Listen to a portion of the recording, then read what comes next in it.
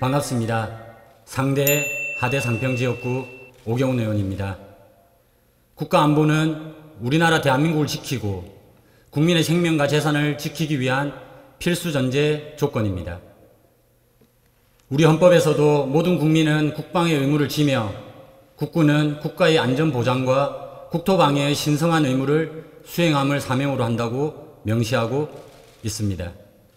지금 우리가 누리고 있는 평화로운 이 순간도 나라를 위해 헌신하신 순국 선열들과 호국 영령들의 용기와 희생이 있었기에 존재하는 것입니다.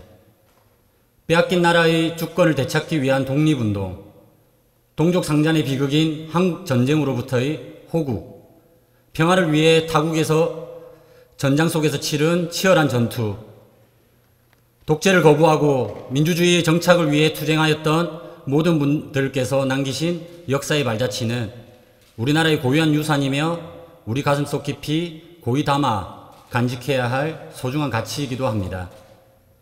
우리에게는 이들의 숭고한 헌신과 노력, 희생을 잊지 않고 그 가치를 존중하며 후세에 전할 의무가 있습니다. 역사를 잊은 민족에게 미래는 없습니다.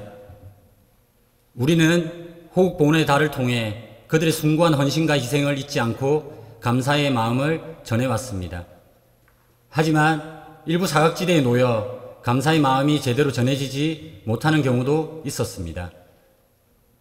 지난 겨울 매서운 한파와 에너지 가격 급등으로 인해 전 국민이 힘들었던 가운데 가스 요금 감면 대상인 국가유공자 4만여 명 중 80% 이상이 지원 제도를 모르거나 신청 방법을 몰라서 혜택을 받지 못하는 일이 있었습니다.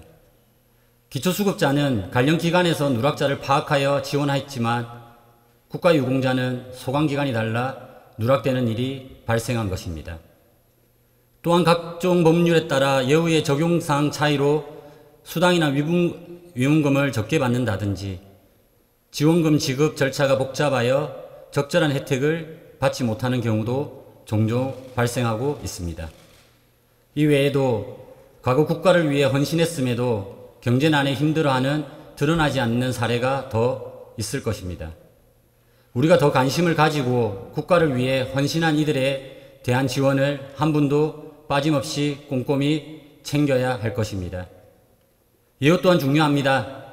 신체 손상에 대한 보상금은 배상의 개념이 아닌 보훈에 대한 보상의 개념으로 접근해야 하며 희생 정도에 비례하여 충분히 반영되어야 합니다. 그리고 신체적 희생이 없는 공헌이나 역사적으로 특수한 희생자에 대해서는 명예를 강조할 보상에 중점을 두면 좋을 것으로 사료됩니다. 이 외에도 공공시설과 같은 할인 혜택이 특혜가 아닌 당연히 받는 수혜라는 인식이 자리 잡을 수 있도록 해야 합니다. 그러기 위해선 그들의 희생과 공헌을 후세에 교육하고 보훈 선양 사업의 활성화와 다양화가 전제될 필요가 있습니다. 아이들뿐만 아니라 일반 대중의 나라사랑 정신 확산을 위해 보훈교육 프로그램을 시행해야 합니다. 또한 추념식 등 내실 있는 기념행사 개최 등 현재와 미래의 보훈 계몽에도 많은 노력을 기울여야 합니다.